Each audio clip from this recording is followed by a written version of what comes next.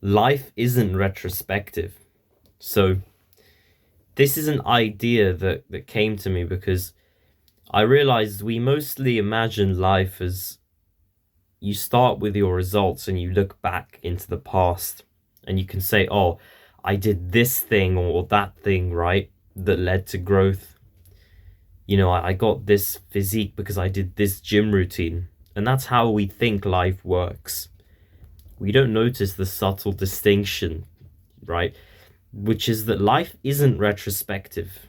We can't live retrospectively. We don't start with results and then look back and see what we did. If anything, life is antero perspective, right? Which means it's facing forwards. We're looking forwards. Right now, we have no results. A bunch of different activities exist. We don't really know what to do with that time, but we have to experiment, right? We have to do something with our time, and then eventually it might pay off or it might not. And that's going to take maybe years to even test or realize.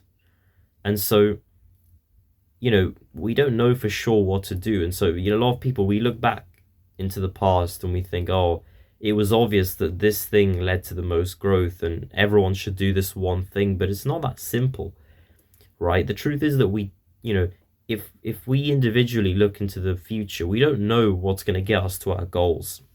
And that because we're all so different, there isn't really a way to actually know.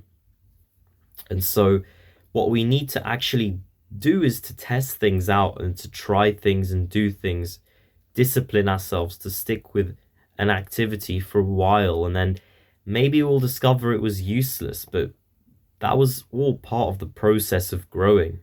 And that's what's important to realize. There's no wasted time. Everything was to help us discover new things, right? To help us discover what we actually needed to do. And maybe later on, you'll have results to show for what you did.